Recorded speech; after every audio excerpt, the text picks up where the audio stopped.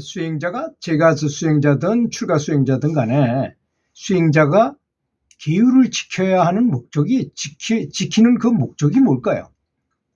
그 계율을 지키는 것에 대한 정의를 바로 내리지 못하기 때문에 계율을 지켜도 되고 안 돼도 지켜는지 이렇게 생각합니다. 그저 고기도 좀 먹고 그저 다른 사람들 욕도 좀 해가면서 슬슬 연불만 열심히 하면 되겠지 이렇게 생각할 수 있다는 것입니다. 근데 이 목적이 어디 있느냐에 따라서 굉장히 이건 달라진다고 저는 생각합니다. 계율을 지키는 목적은 당연히 자기 자신의 몸과 마음을 안정시키고 차분하게 정화시켜서 이렇게 연불하면 효과를 더 가져오게 하는 그런 역할을 하겠죠. 당연히. 그게 이제 첫 번째 목표라고 하면 사실 계율이라는 것은 나 자신만을 위해서 하는 것이라고 보기에는 어렵습니다. 사실. 왜냐하면 누군가를 보호하는데 그것으로만 그치지 않는다는 것입니다. 나 자신을 지키고 다른 주변에 있는 사람을 잘 지켜주기만 하는 것으로 그치지 않는다.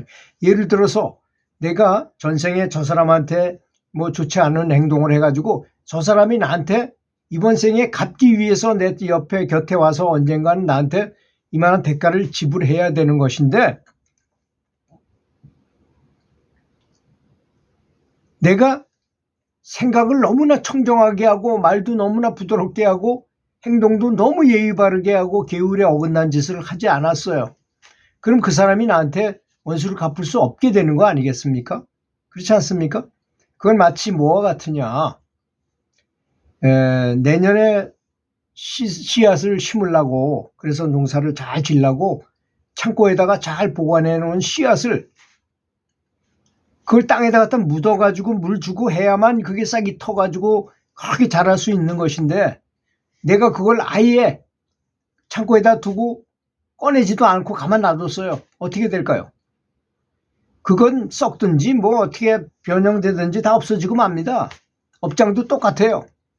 전생에 내가 잘못을 해가지고 저 사람이 나한테 원수를 갚으러 왔는데도 불구하고 내가 문 밖에도 안 나가고 사람 만나지도 않아.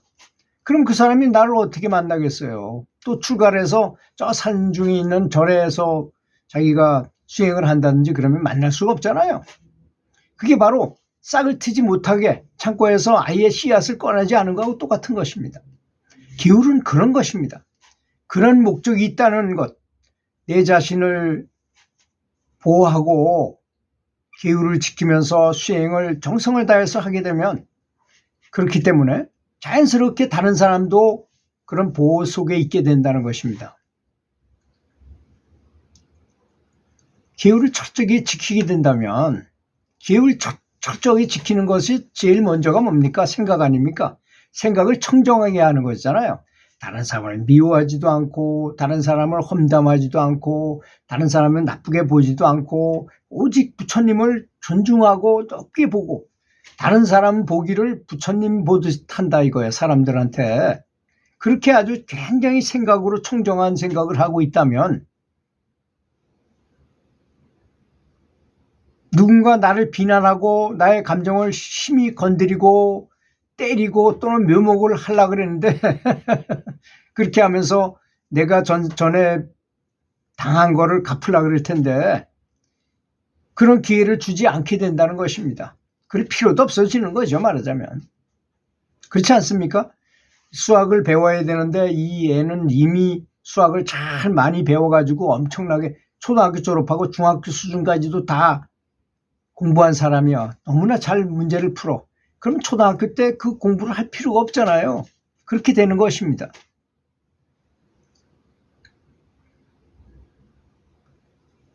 계율은 바로 내가 받아야 하는 업장을 그렇게 씨앗을 뿌리지 않는 것처럼 되게 하는 방법인 것입니다. 그러니 참 계율이 대단히 중요한 것이죠. 대단히 중요한 것이 계율입니다. 사실은 우리는 앞뒤 전후 좌우를 잘 모르잖아요. 그러니까 부처님이 계율을 지키라고 그렇게 신신당부해. 한번 가만히 생각해 보세요. 지금 부처님이 살아생전에 살아계신 중이라고 생각해 보세요. 내가 수행을 하고자 해서 제가 수행자의 신분으로 부처님에 가서 공부를 해요. 그럼 부처님께서 뭐라 그럴까요? 제일 먼저 가르쳐 준 게 너 당신 이렇게 도 닦으시고 이거부터 가르칠까요? 계율을 지키는 것부터 가르칠까요? 그렇죠? 앞뒤 전후 좌우를 알게 된다면 이러이러한 건 하시고 이러이러한 건 하지 마십시오. 이렇게 생각하십시오. 이렇게 행동하십시오. 이렇게 말하십시오. 이런 걸 가르치지 않으시겠어요? 그렇지 않습니까? 그런 걸 자세히 가르쳐 놓고 그 다음에 도를 가르치실 것 같아요. 제 생각에는. 뭐 불문율이라는 게 있잖아요. 뭐 누구나 다 들어도 다 맞는 그런 얘기가 있는데 그 계율이라는 것이 우리가 생각하는 것처럼 그렇게 뭐 헐렁헐렁하고 이렇게 뭐 대충 해도 되고 이런 게 절대로 아니라는 사실을 알아야 됩니다. 우리가 사회생활할 때 자동차 운전을 하다가 사고가 나면 사실 시속 60km로 이렇게 서로 부딪혀 이렇게 차가 오다가 서로 부딪히잖아요. 100% 죽는답니다. 아무리 안전벨트를 하고 에어백이 터져도 100% 죽는데요. 60km로 와서 이렇게 정면으로 충돌하게 되면. 근데 뭐 사고 날 때 보면 다 브레이크를 밟고 피하면서 하니까 살아난 사람만 에어백 때문에 살고 그러는 거죠. 그런데 안전벨트를 안 매면 이건 뭐 말할 것도 없이 더 많이 죽는다는 거죠. 그래서 어떻게 합니까? 운전할 때는 반드시 안전벨트를 매십시오. 또 자전거 탈 때나 오토바이 탈 때 반드시 헬멧을 착용하십시오 하는 이유가 뭡니까? 사람이 넘어지면 뼈가 부러지거나 뭐 다치면 그걸 고치면 되지만 머리를 다치면 사람은 죽기 때문에 이 헬멧을 착용하라는 것이 아니겠습니까? 그거는 사실은 그 귀찮게 우리를 하려고 그러는 게 아니라 우리를 안전에서부터 안전하게 하기 위해서 헬멧을 쓰라고 안전벨트를 매라고 또 제한 속도를 지켜라. 요 속도 이상 내지 말아라. 이렇게 하는 것입니다. 그렇잖아요. 너무 커브가 있는데 그거 너무 빨리 달리면 커브를 못 털어가지고 잘못하면 튕겨나가거나 사고가 날 수 있으니까 천천히 달리라고 거기 제한 속도 위반이라 속도 검사를 하는 그런 도구를 갖다 놓고 있잖아요. 다 우리를 위한 것입니다. 사실은. 그런데 사람들은 생각을 거꾸로 하고 있어요. 재수없이 걸렸다는 둥, 뭐 벌금을 괜히 냈다는 둥 이런 말을 해요. 주차 위반도 마찬가지 아닙니까? 차가 원활하게 다니기 위해서는 저기 차를 세워놓으면 교통이 너무 불편해서 여기를 주차할 수 없는 곳을 했는데 주차를 해주면 벌금 딱질 해가지고 벌금을 매기게 하잖아요. 그런 것입니다. 그런 모든 것이 그래서 수행자는 가장 중요한 것이 생각입니다. 생각에서 말도 나오고 행동도 나오기 때문이죠. 생각을 청정하게 하라는 것. 그래서 부처님의 견전을 쫙 읽어보면 거의 다 생각을 바른 청정한 생각을 하라. 아주 바른 생각을 하라. 다른 사람이 잘 되도록 하라. 이런 말씀이 가장 많잖아요. 그래서 그런 것입니다. 그런 생각을 해야 또 제가 연부를 해보니 그냥 연부를 하는 것보다 부처님께 감사하면서 연부를 하면 10배로 더 세져요. 파워가. 영적인 파워가 세지고 더 많은 걸 얻어요. 큰 공력을 얻습니다. 공덕도 얻고 공력도 얻어요. 진짜 힘을 얻어요. 근데 좀 더 강하게 하려면 어떻게 하면 됩니까? 좀 더 크게 더 많이. 그전엔 그냥 감사합니다만 했는데 이 내가 얻은 이 힘을 통해서 우리 주변에 우리 아파트 동네 사는 이 800세대 되는 이분들이 전부 다 잘 되길 바란다고 말하면 벌써 이게 의식이 확정되잖아요. 그런데 우리 원주 시민이 잘 되길 30만의 원주 시민이 잘 되길 바란다면 이게 30만까지 퍼져요 또. 근데 대한민국 전체 4천만 5천만 인구가 다 잘 되길 바란다면 또 그렇게 또 확장이 되는 거 아닙니까? 이렇게 확장시킬 수 있다는 것이죠. 그래서 부처님께서 무량심이라고 말한 겁니다. 4가지 무량심이 있는데 그 무량심을 키우면서 연부를 하면 훨씬 더 진보가 빠르다는 것입니다.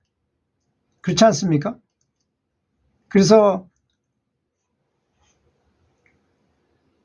전생의 죄를 많이 지었다 하더라도 내가 생각을 아주 청정하게 하고 말도 조심스럽게 한다면 행동까지 오히려 청중하게 한다면 아까 그 씨앗이 트지 못하는 것 같다는 것이죠. 그 제가 몇 번에 걸쳐서 말씀드렸잖아요. 첫눈에 탁 보니까 벌써 저 사람하고 나하고 굉장한 전생의 원수지간이었구나 하는 걸 딱 알게 되는 순간이 있잖아요. 처음에 볼 때 그렇잖아요. 그래서 그 사람을 만나면 최고로 극존중해서 말을 하고 카드 하나를 줘도 이랬다 그랬잖아요. 제가. 그랬더니 그 사람하고 저하고 너무 친해졌어요.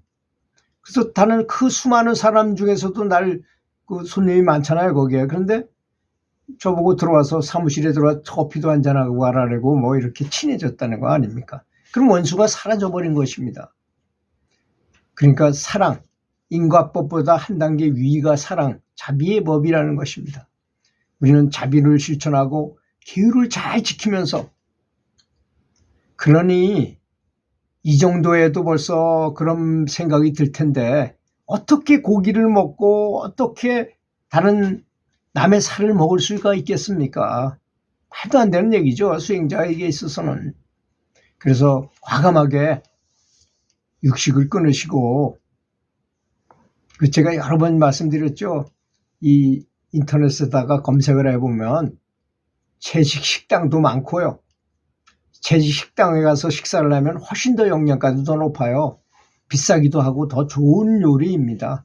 요리가 더 좋은 요리예요. 또 인터넷에 검색을 해보면 채식 식품 아주 완전 조리된 것도 많이 있어요. 또 거기서 채식 식품을 얼마든지 사가지고 요리해서 먹을 수 있어요. 그러면 건강에도 좋고 계율도 지킬 수 있고 또 연불 진보에도 엄청 도움이 된다는 사실을 알고 실천하시면 감사하겠습니다. 감사합니다.